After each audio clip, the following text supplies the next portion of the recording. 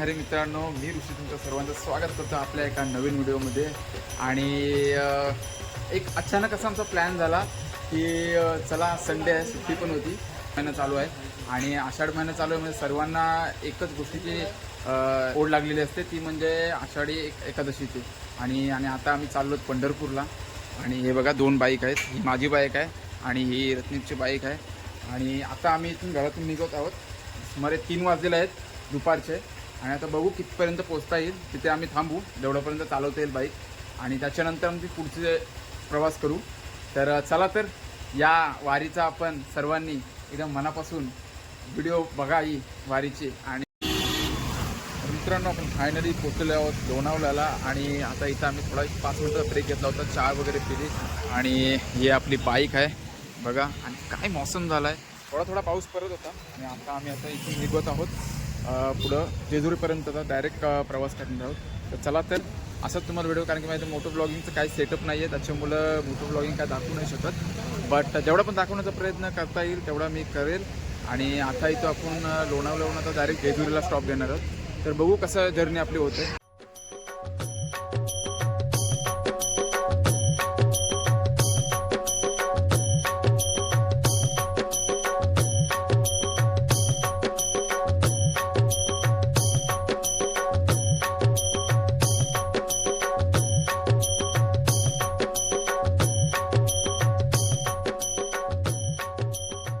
मित्रांनो, आता आपण पोचलेलो आहोत जेजुरीमध्ये.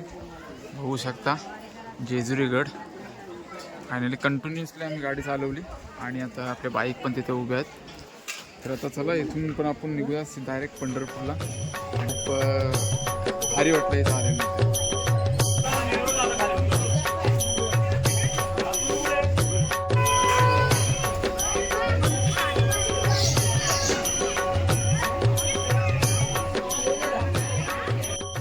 मित्रांनो, आता आम्ही इथे जेवायला बसलो आणि आमचं जेवण पण आलेलं आहे. मी मिसल पाव ही ऑर्डर केलेली आहे आणि आई दोघांनी मसाला ऑर्डर केलेला आहे. तर आता इथून जेवतो आणि आपल्या गाड्या तिथे उभ्या आहेत समोरच. आणि आता आम्ही जेवण वगैरे करतो आणि मग इथून निघू.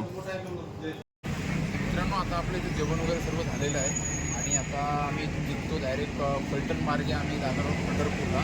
पहिले प्लॅनिंग नव्हतं आमचं की डायरेक्ट पंढरपूरला जायचं, पण आता आमचं प्लॅनिंग झालं की डायरेक्ट पंढरपूर करूया. बघूया कसा रोड आहे आणि त्या हिशोबाने आम्ही जाऊ. आणि आता बाईक आपल्या दोघी इथं रेडी आहे, आम्ही पण रेडी होतो, रेनकोट वगैरे घालतो.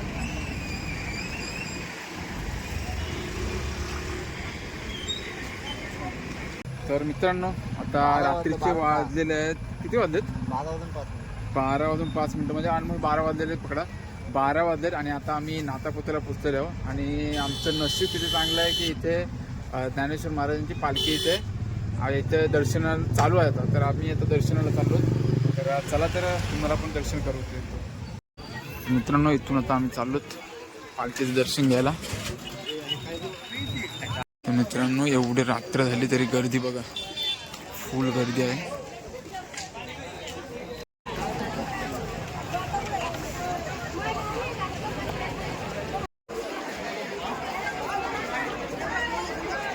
मित्रांनो, फायनली आपण माऊलींच्या पालखीच्या पोचलेलो आहोत रथाजवळ.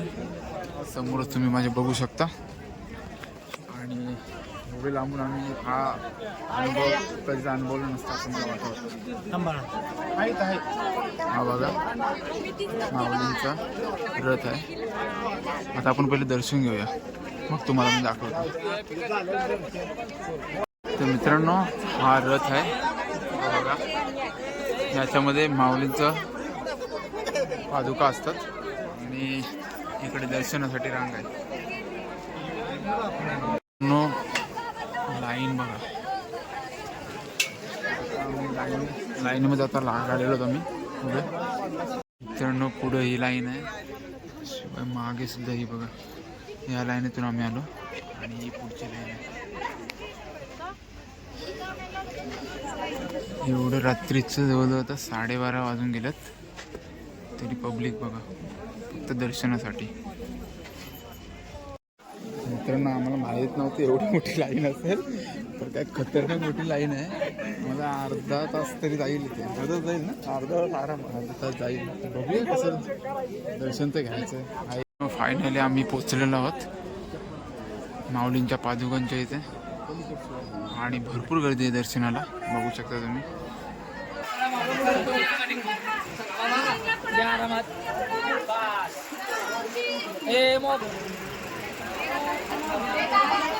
मित्रांनो फायनली आपला दर्शन एकदम प्रॉपर झालेलं आहे आणि आता आम्ही बाहेर निघत आहोत. तर मित्रांनो आता आम्ही जस्ट माऊलींच्या रथाच्या मागे आहे आणि माऊलींचे पादुका त्या ठिकाणी आहे तिथे समोर. आताच आम्ही दर्शन घेतलं आणि हे वारकरी मंडळी बघा पूर्ण दिवसभर चाल करून पूर्ण या ठिकाणी आराम करत आहे. आणि हा माऊलींचा रथ खूप सुंदर असा अनुभव होता आणि खूप भारी वाटला आम्हाला. आम्हाला वाटलं पण नव्हतं की एवढं चांगलं असं आम्हाला माऊलींचं सुद्धा दर्शन होईल. आणि आम्ही एक अर्धा वेळ काढला आणि इथे दर्शन वगैरे घेतले. आता आम्ही इथून निघतो. सूरजला गाडीजवळ ठेवलं कारण की गाडीवर सामान वगैरे त्याच्यामुळे तिथे ठेवलं आहे आणि चलत आता इथून निघूया. तर मित्रांनो आता आम्ही बरडला आहेत आणि आत्ताच आम्ही माऊलींचे पादुकांचं दर्शन वगैरे इथून घेऊन मुकलो आहे आणि खूप भारी असं वाटलं. आम्ही इथं थांबलो होतो, जवळजवळ अर्धा पाऊण तास थांबलो आम्ही, पण खूप चांगल्या प्रकारे आमचं दर्शन वगैरे झालं आणि आता आम्ही इथून डायरेक्ट पंढरपूरला थांबणार आहोत. तर चला आम्ही इथे रेडी वगैरे होतो. ही रत्नीपची बाईक आहे, माझी बाईक आहे आणि इथून सरळ रोड जातो डायरेक्ट पंढरपूरला. तर चला आता डायरेक्ट पंढरपूरला आपण भेटू. मित्रांनो आता आम्ही एक रूम घेतलेला आहे. आम्ही पंढरपूरमध्ये लगभग 2 वाजता पोचलो आणि आम्हाला एवढी बेकार हालत आमची झाली कारण की ते रूम वगैरे अवेलेबल नव्हते आणि रूम वगैरे शोधता शोधता आमचं जवळजवळ 2 तास गेले आणि आता 4 वाजलेत. तर आता आम्ही चाललो आंघोळीला चंद्रभागेमध्ये. तिथे आंघोळ वगैरे करू आणि मग दर्शनाला जाऊ. तर मित्रांनो आता आम्ही चाललो चंद्रभागेत आंघोळ करायला आणि मी, सूरज आणि रत्नदीप आहे तिघे पण. आणि समोरच आमच्या रूमच्या इथून चंद्रभागा नदी आहे. तर आता इथं आम्ही आंघोळ करतो मग तुम्हाला भेटतो. तर मित्रांनो बघू शकता चंद्रभागा नदीच्या इथं आम्ही पोचलेलो आहोत आंघोळ करण्यासाठी आणि खूप मजा वाटली आणि खूप त्रास पण झाला रूम वगैरे शोधताना.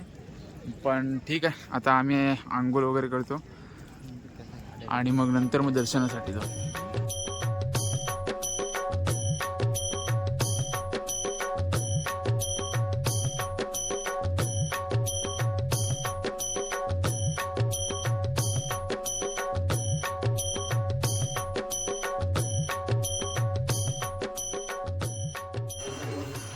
मित्रांनो आता आपण आंघोळ वगैरे करून आलेलो आहोत आणि पूर्ण प्रकारे असा माझा लूक एकदम चांगल्या वारकरी पद्धतीने मी रेडी झालो टोपी वगैरे करून. ते सूरजसुद्धा एकदम चांगल्या प्रकारे रेडी झाले आणि हा पण. तर आता आम्ही चाललो दर्शनाला. आता वाजलेत सकाळचे 5:30 आणि आता बघूया किती तास मला लाईनीला लागतील.